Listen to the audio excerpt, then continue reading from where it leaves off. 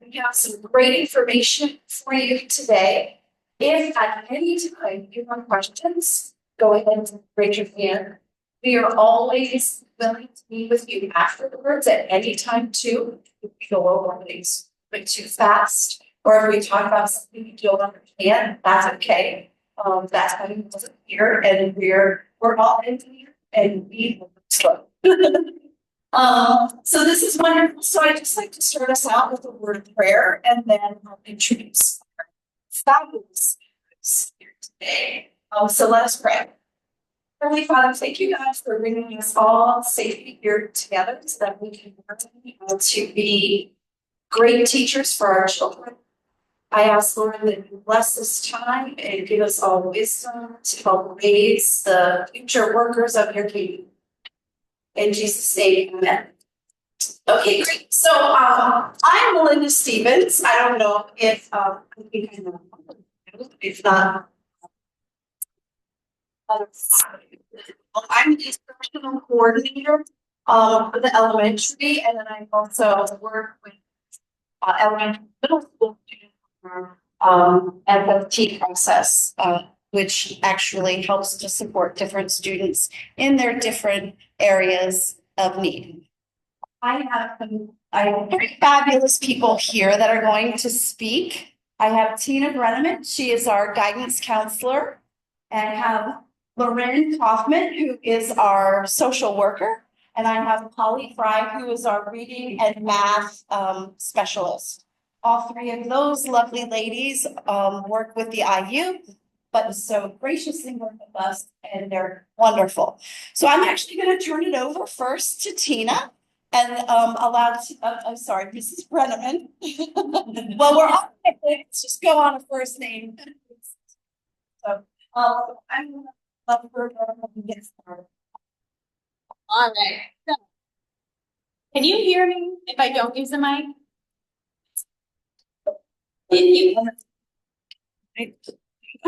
How do you say mic? All right. So I'm going to be talking just briefly about social. Before I get into that,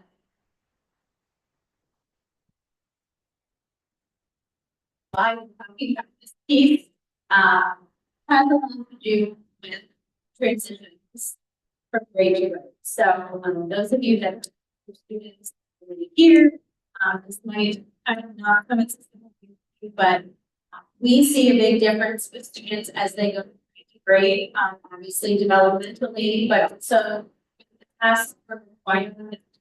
And so transitions, some students see difficult, especially that fear of anxiety, but for all students, it can be difficult because those of you with PreK, there's a lot of play-based activities going on, and then as we move to kindergarten, they are kind of getting more to that piece of it, the expectation, focus and attention span increases grade to grade, and so I just want to talk a little bit about how to establish the needs and some other things at home that can help them with their academic performance.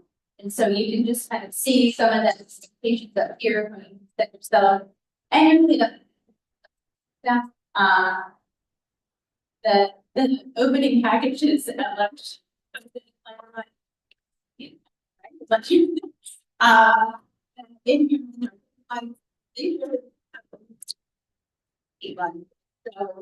it can be a short time for them, and also their big times. And so it's really important for that we do it to help them gain these independent skills will help them. So routines, a lot of times talking about one of the things that will come up is that I need to and that's to be expected. But one of the reasons is that in general, it tends to be a lot of environment. And so if you can set up some teams specifically for school teams, obviously are really important, but also the evening bedtime routines are super important as well. It just helps all of your children have that structure and their expectation. It helps them to know what's coming next. So again, for students that tend to have feel a little ease when they know what's coming, things are predictable. And I actually think like just two general examples. Again, learning routine. This comes into play too. We have sometimes issues that work really with trying to get students for on time. So the more predictable it could be, the better. We have some students that have in the morning, and so again, if they know this daily routine, they know what's coming next. And also separation. That could be really hard to because by the time that you're but the more you later, I witnessed this time again. The more you later and kind of figure it out. Yes, and what we're having, it actually makes it you, but it's hard for them.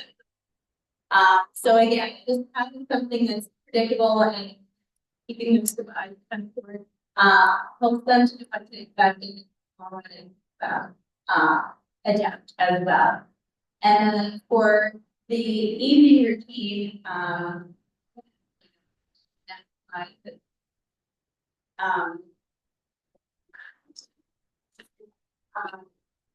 want to talk a little about sleep.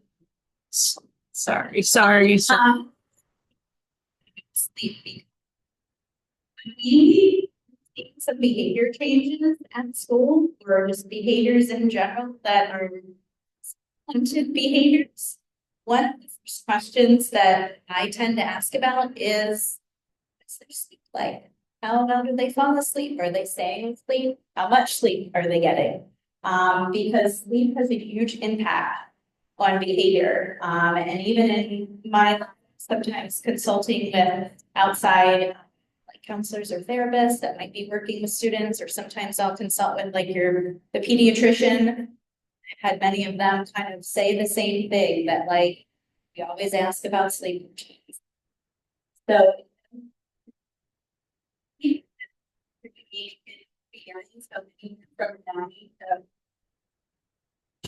it is a little different. Some don't need the 13 and some definitely do. But you know,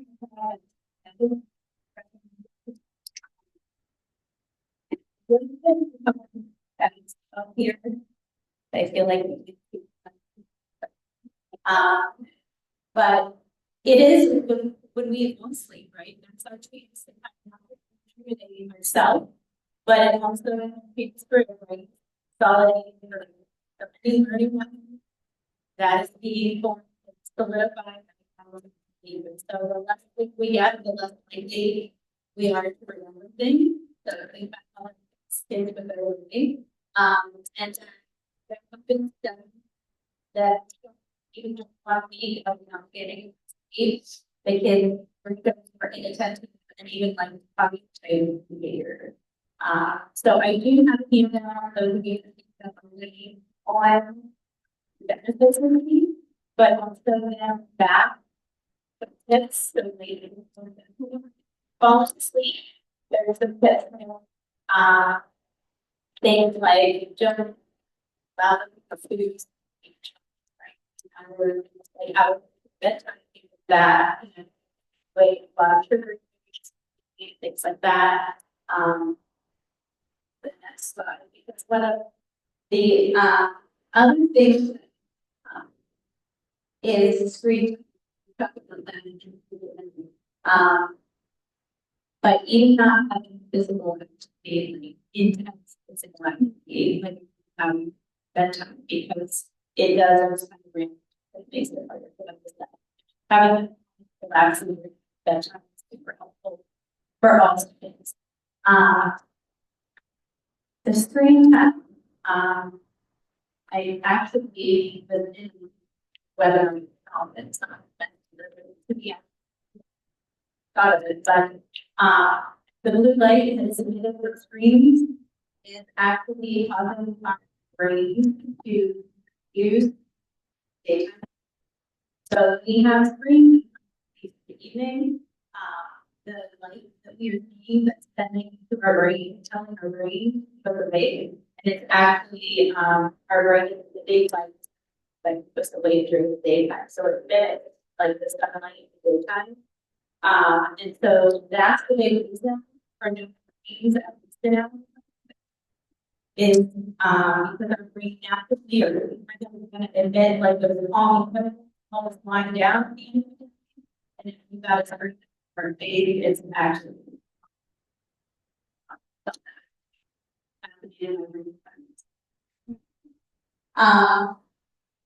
a few again quick recommendations. American having pediatric practice from ages 2 to 5. But like an hour each day, that's quite lovely, and also does make a difference for what it's living. So if you're like mindlessly wow something, it's not as if you're interacting with something in something that's engaging. So the later there. So when they started to engage, so there's certain moments that we have spent in face-to-face conversations. So yeah, studying early on, but years ago, whether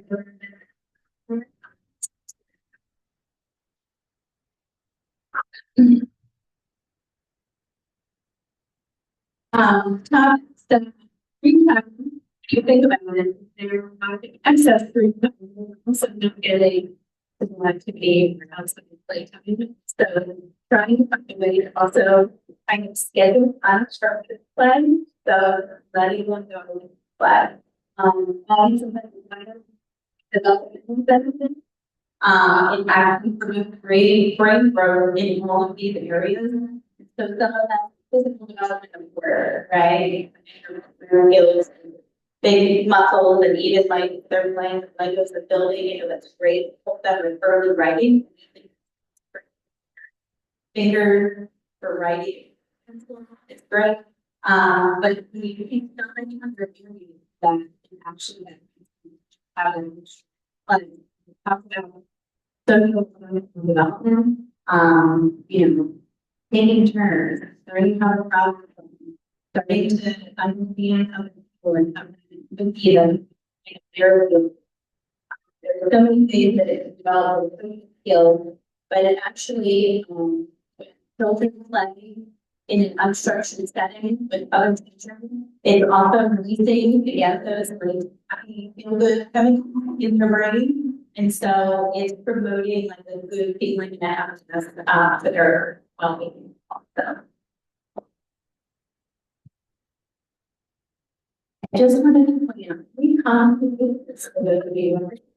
at this age group. So ages 3 to 6 in general is a good time for social work. You just to get some kind of like positive effect and some logical thinking skills. So you might see a lot of even behavior at this age, but again, because of their brain development. And so I think the next slide I'm going to just give us a tip about what if you're seeing those kinds of behaviors. Obviously there's the saying focus, you're gonna get. So if you're constantly directing for the negative, that might be getting your attention. So you might be them. So we always try to focus on the positive, creating new kinds to you. We can talk about this, but making sure that you have some clear what is acceptable. You express your emotions, not So you are and include social. And so again, for the age of it's really important for you to kind of like think aloud to them. So if you're cooking in the kitchen or you're making something, it's not going to go, you know, we just as adults kind of believe that to deal with it. But if you could talk aloud the problems if they're nearby, so even saying it's not working out, the recipe is not coming together the way not even things TV the way I could get it. I need to take a break. I need to take a deep breath. I need to walk away. Like, and so you're kind of talking. It just helps the model to them what you can be doing. Maybe right?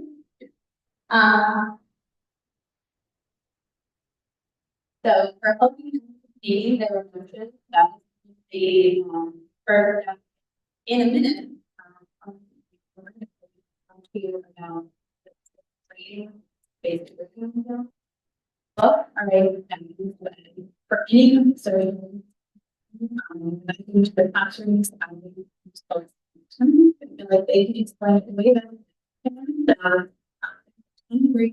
there on different functions and what that means in your body. So again, we're trying to get kids to recognize their feelings. It's about the basics, which is about like I just feel, but also find it and for them saying, I'm getting past this flesh, you're getting frustrated or even find something. And so just helping bring that awareness to them and get them the voting part is the first step because we ought to do that. Those things and they don't if we have.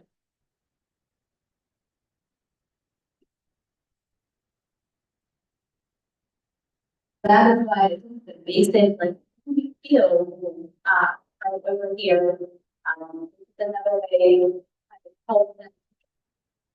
And once we recognize that cute little David Stephen is the way I think of it. And to then try to teach them, okay, now we recognize that better about it. And so this is where what is acceptable. It's okay to be angry, but it's not okay to hit your brother. It's okay to scream. What can we do? And so I will say you see a lot of adults who are really upset, big feelings, whatever the feeling might be, try to kind of talk at them and problem solve it. Because when we're having big feelings, we're not processing. Our brain is not processing. So like we actually in a couple of my lessons talk to kids about like thinking brain and feeling brain. And so your thinking brain is not communicating with your feeling brain when you're really angry or really upset, any kind of really big feeling. And so your problem solving, your any kind of logic thinking that they have at this stage, it's not that. So trying to reason with them, things like that is really not effective. You really need to give them some time and space and then help them figure out what helps me to calm down. So we do a lot of practice with deep breathing during my lessons, which is why you have a full handout on that. And the back of that handout is actually one of the many breathing traceables that they've made as part of EZH. And so just getting them to physically trace that and take those deep breaths. A lot of times by finger breathing because I have a paper that you trace something, but you've always got, you know, your hand with you. And so that way you also ensure they take 5 deep breaths. So they breathe in when they're tracing up their finger, breathe out when they're tracing down. And so there's a ton of different strategies to do for this. So that's just one example, but there are physical benefits of that deep, what we call belly breathing. That really can help to send signals in our body to calm us down. It was okay. Alright, the other. Um. There is kind of an A to Z poster too. So the other thing I would encourage with calming is that's not like everything works for every child. And so sometimes we say, well, go sit down and calm down. If you have a daughter that loves to color, that might work great for her. But, and I don't mean to generalize boys and girls, but it tends to be this way. But for a boy who obviously might not like to color, and has a lot more energy, trying to sit still to get calm when they're angry is not going to let the cortisol, like that's that angry stress hormone, right? It's not going to help them release it. And so for a lot of kids, they also need movement. So sending them, you know, go run around the house 3 times, or if they like to kick a soccer ball, basketball, or whatever it is, jump on the trampoline if you have them. So that physical movement is also a good calming strategy.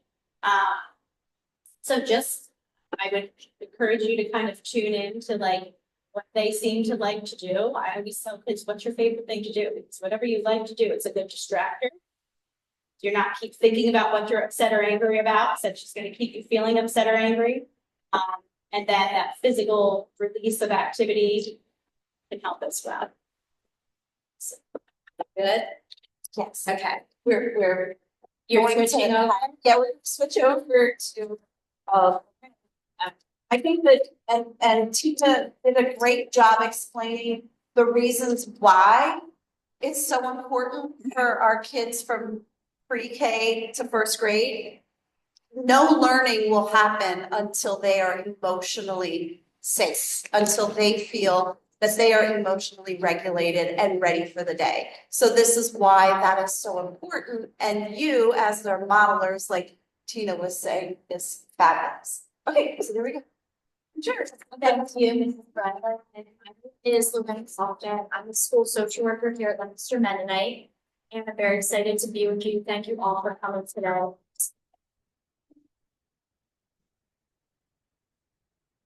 I'm excited to talk about school social workers bring a really unique perspective to the education system because they have the flexibility and availability to step outside the classroom and get to build connections with parents, with the community. And just like what Tina's presentation said about being the first teacher, that's so true. And that collaboration with the school system is so, so important, especially in the younger elementary ages. So, oh, it wasn't it. School social workers are the link between the family, the community, and school. A very good tech person. Sorry, everybody. One of my favorite parts about being a school social worker is the opportunity to be able to talk with parents and hear about your family culture, your family values and rhythms, what you think your child likes, what their strengths are. And that information is so important to kind of bring the puzzle pieces together and have a really comprehensive idea of what the student needs and how we can best work together to serve them. So we do that by oh, the slide is sorry.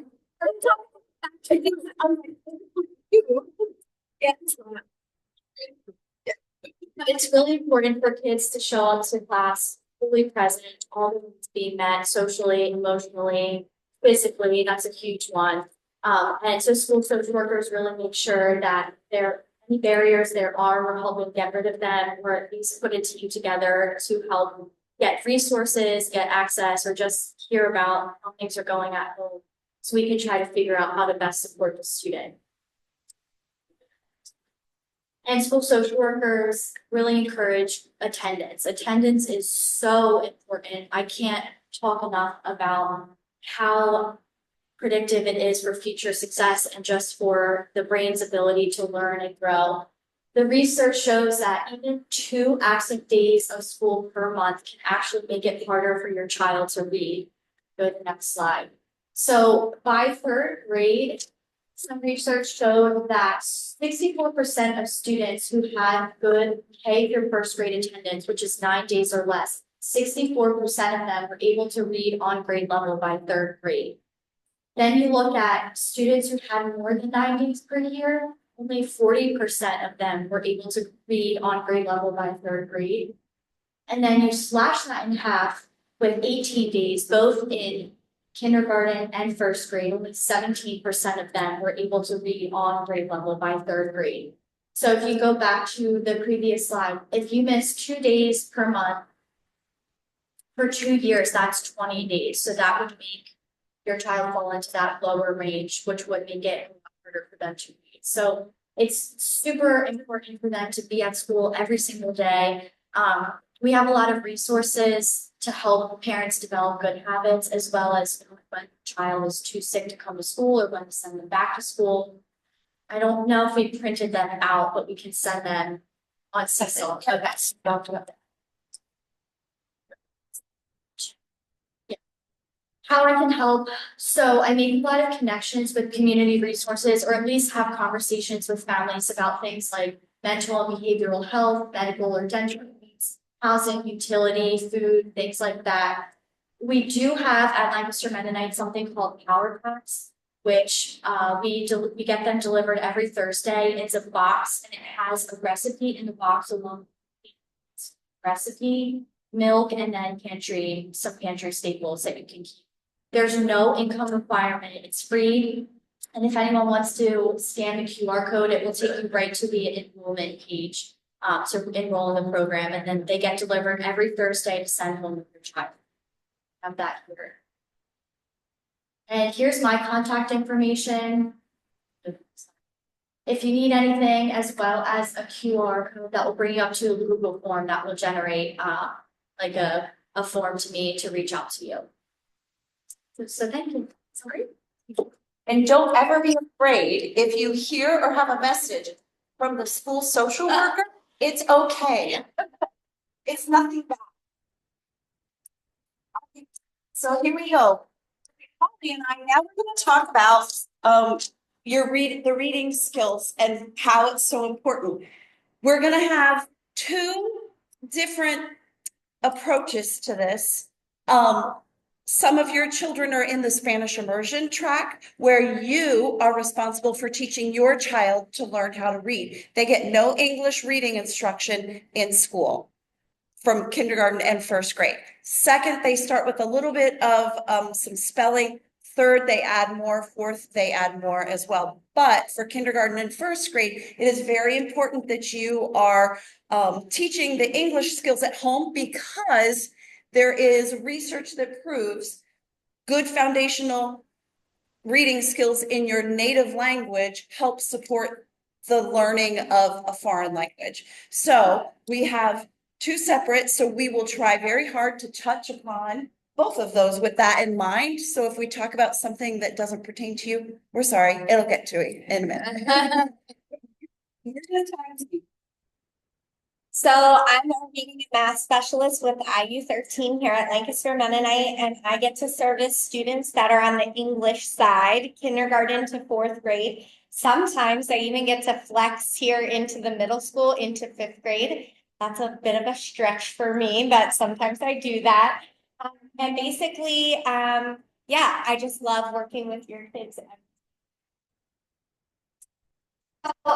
Making reading fun is all about books. You know, immerse your kids with books from the time they're little to the time they're big. Start by reading them at nighttime, just anytime. Fiction and nonfiction are both good. A lot of fiction will focus on, you know, character development, or what's the prediction, what do you think is going to happen next. A lot of nonfiction gives kids a lot of facts. I am blessed with a little boy who will turn 6 soon, and he loves animals and learning through books all about different types of animals. Just let your children pick the books. We love to go to the library. That's a great resource. And hopefully the books that are coming home from school here, also from the library here at school.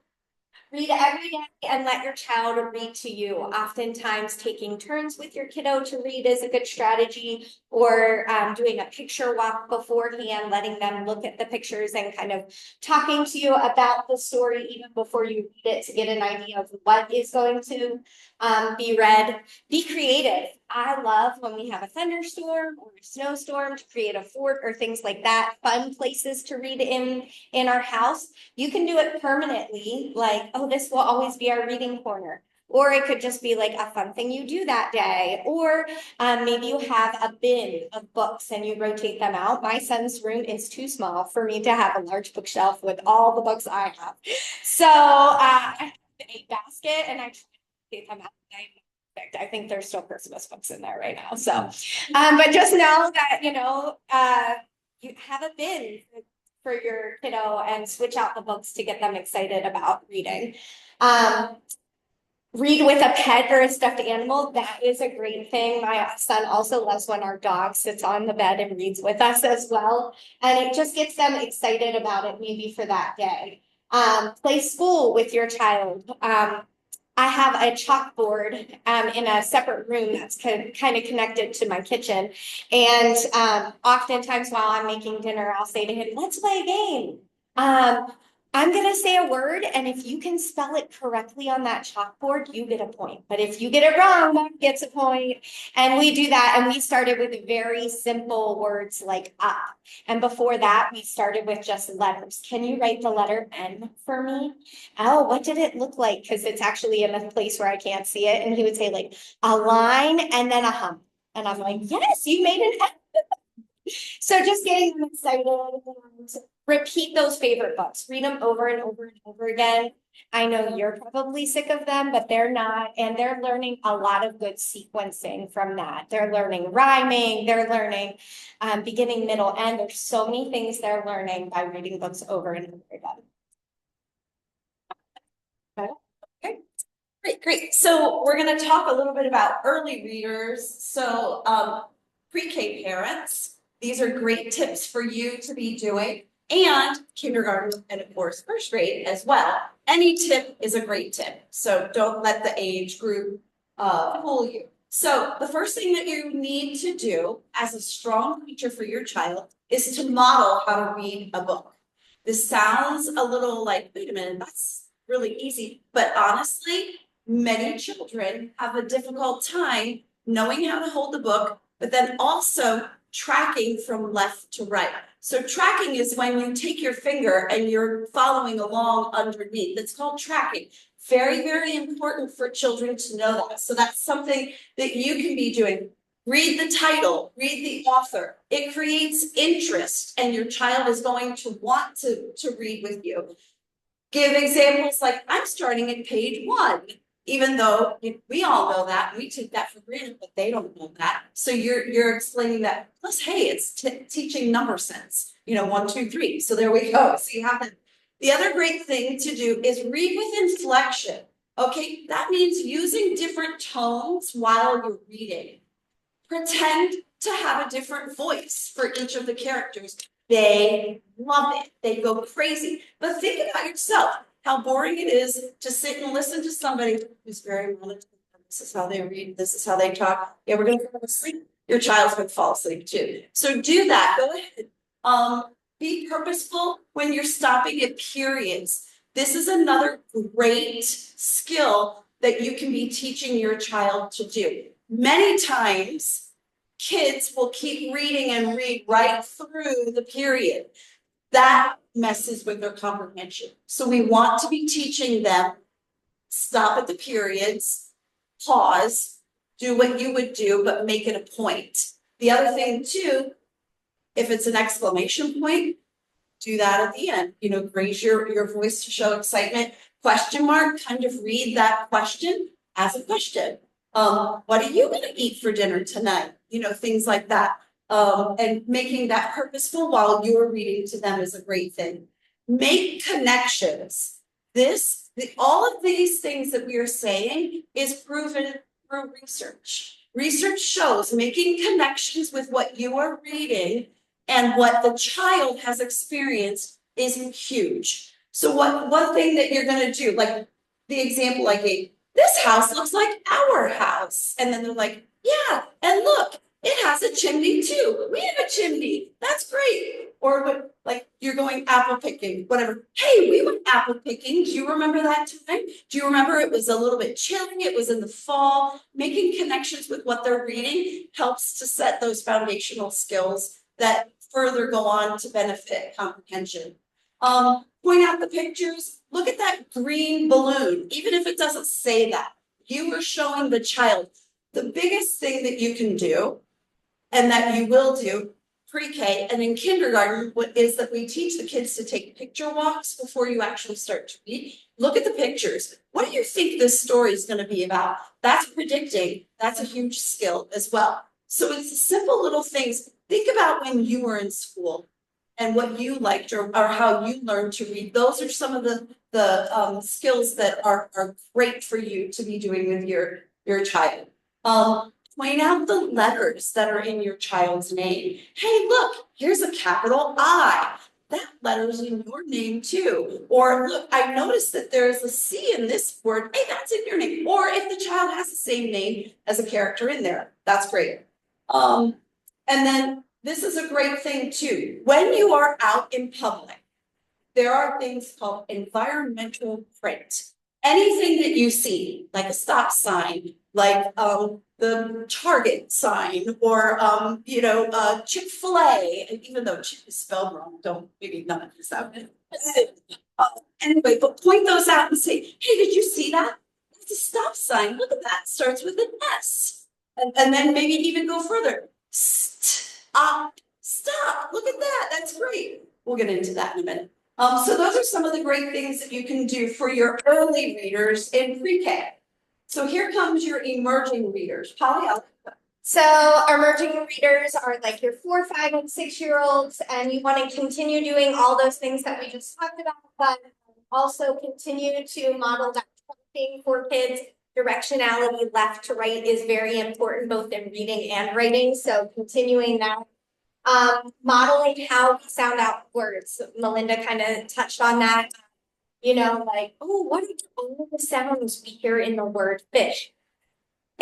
Shh, that's right. I hear at the beginning. What letter do you think that is? The kids will be like, and you can do that, and you can also use that environmental print to model some of these things as well. When you're reading, after a few pages, pause and ask them for clarification about what happened so far. What do you think the character is going to do with the prediction? Or what do you think is going to happen next? All of that is building comprehension and getting them to think about where the book might be going. When you're finished reading, review what happened. What happened in the beginning? Yeah, that character. Oh, yeah, he made a bad choice. What happened in the middle? She realized she made a bad choice, and then what happened at the end? They said they were sorry about it, and they got to move on. Again, a lot of that Mrs. Brenneman was talking.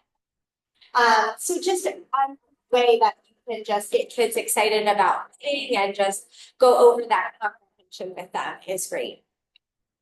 Great. So while you're reading, it's really important that you focus on segmenting a word. Okay, so this is where we're getting into the nitty-gritty now. Okay, so when you are reading and your child comes upon a word that they do not know how to read, don't tell them what the word is.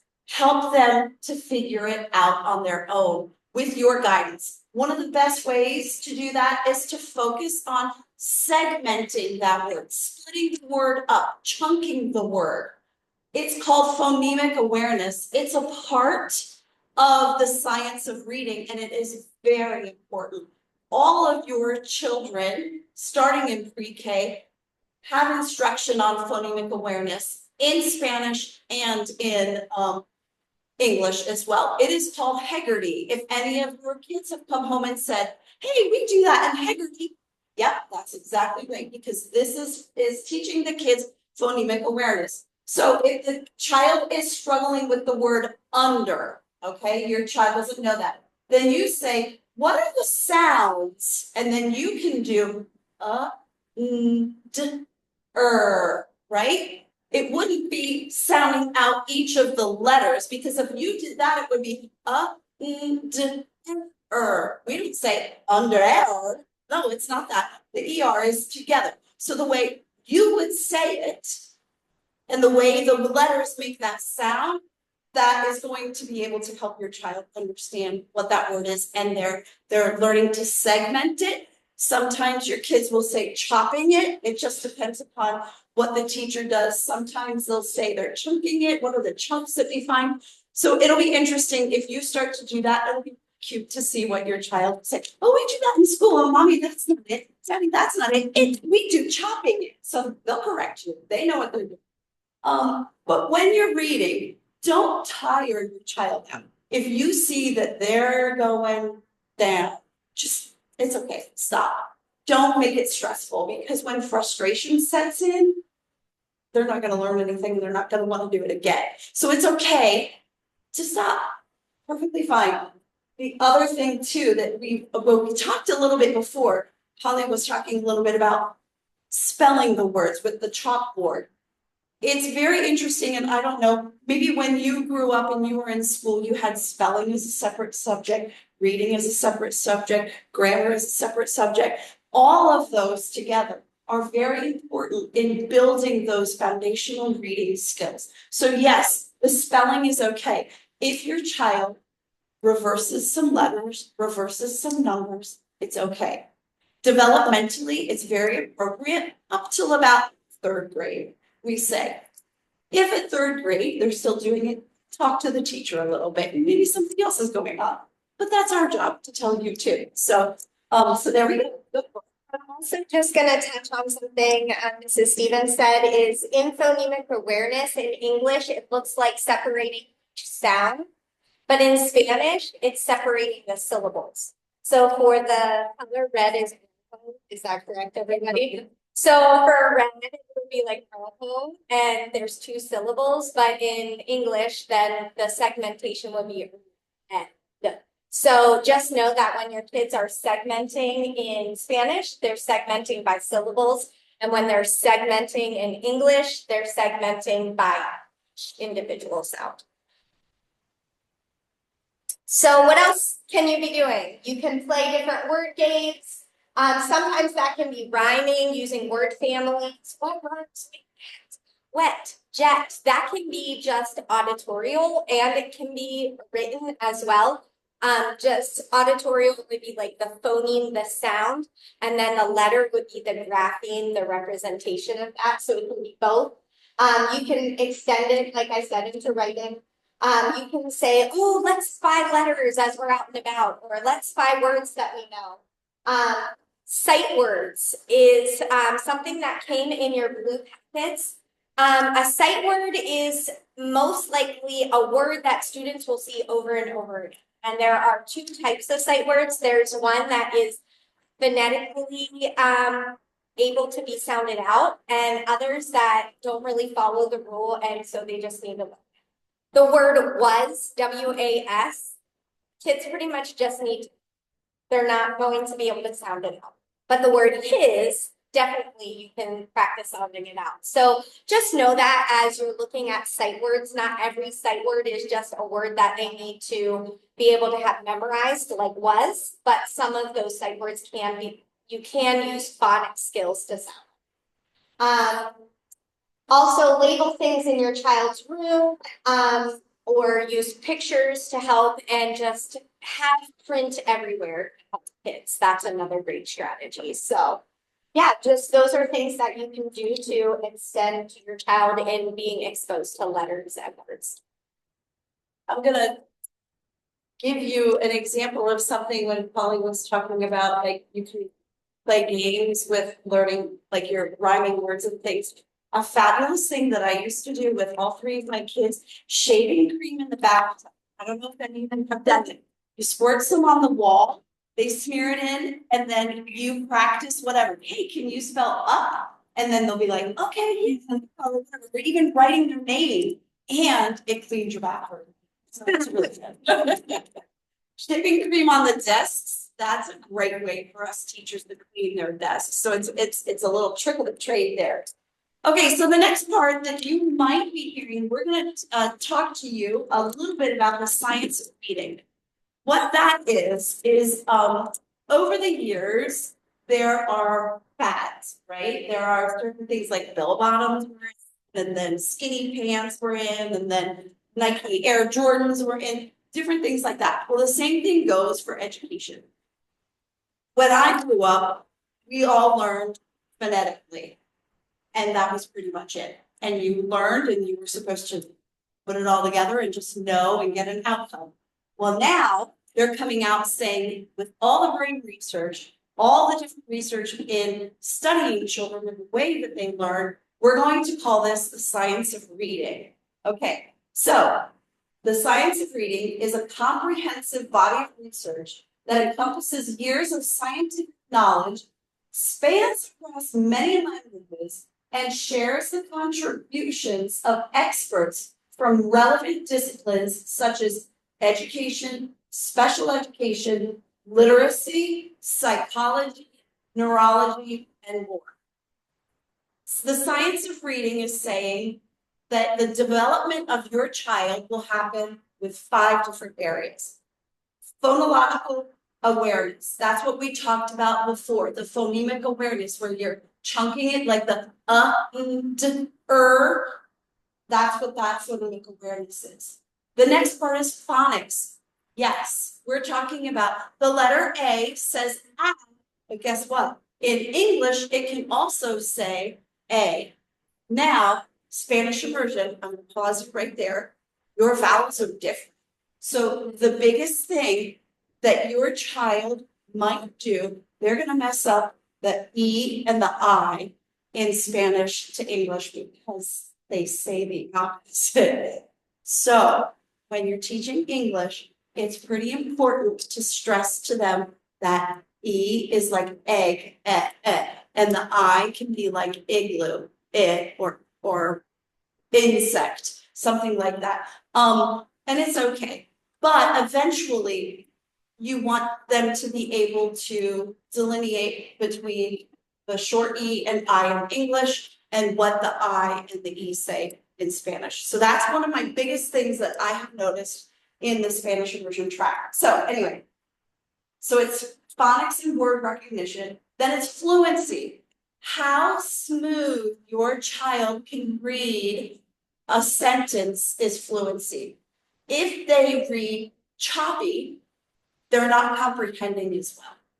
It's okay if they stop, they're going to.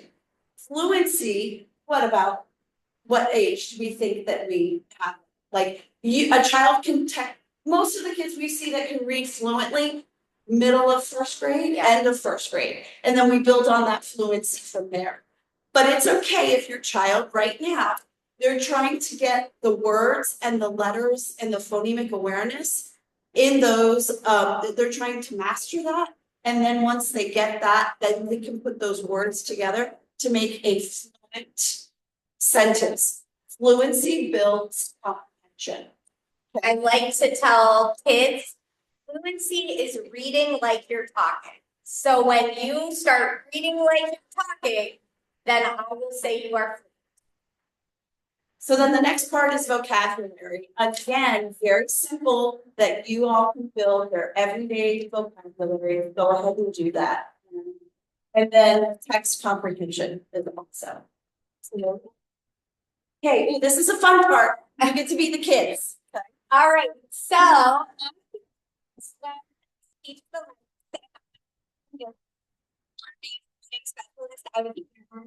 I also am from Western Pennsylvania, so actually I don't say things always correctly. So swimming pool, and I pull the rope, and the pool outside, I have no distinction between them because I'm from Western PA, so I say pool, and pool all the same. So please know that I'm not judging you, and we all have different things linguistically that we have different dialects with, and our kids are still gonna learn it through. But when we are teaching the alphabet sounds, we have to cut the sound. So I'm gonna say the sound and I want you to say it back to me, all right? And we're not gonna put an at the end. All right, because oftentimes when we say B's sound, we'll say bu, but it's actually bu. All right, here we go. We're gonna start with A. A says bu. D.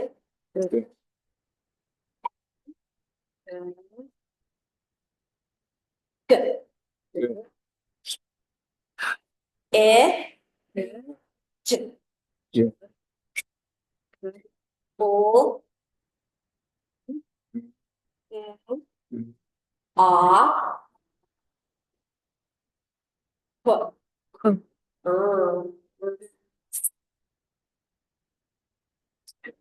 A.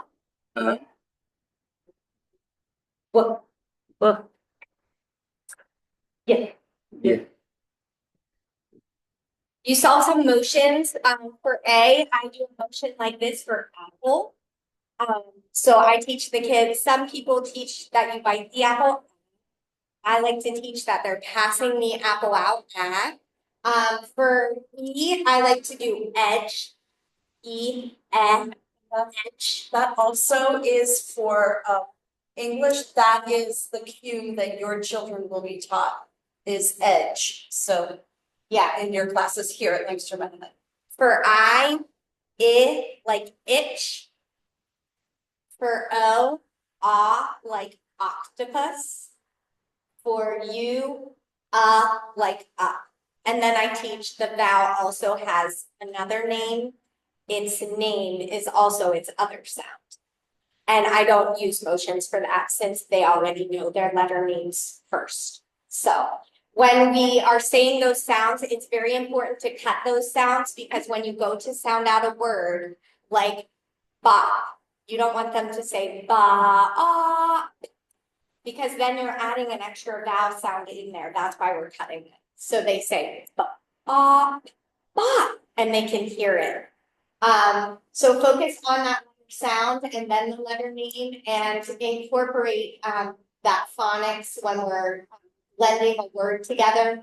And I think I already touched on the differences between a sight word, one that we can actually phonetically sound out and one we can't when I did the word is and was earlier. Most of your children, actually some of you, if you're in kindergarten right now, you probably in English kindergarten, you probably have already seen some sight words on flashcards coming home. That's a great way for you to practice as well, making flashcards with postcards and things like that. Look at all these little friends coming in. Okay, so we can talk a little bit about this. There is a progression of the way that your children are going to learn phonics. You're first going to be learning the letter naming of them, then the sounds, then they'll learn beginning letter sounds and ending letter sounds. They'll learn short vowels next, then they usually go with blends and diacritics, glossy R, long vowels. This is pretty much the progression of the spelling curriculum that we use. And just the way that it flows and it builds upon the other skills. So now you're all experts, right? Hey. It was, yes, I was a bit, I'm not really, it's okay. It's all right. If you just took away one thing from today's little get together, that's great. That's great. That's all we want. Do you have any questions for any of us? Yes, Grace's mom.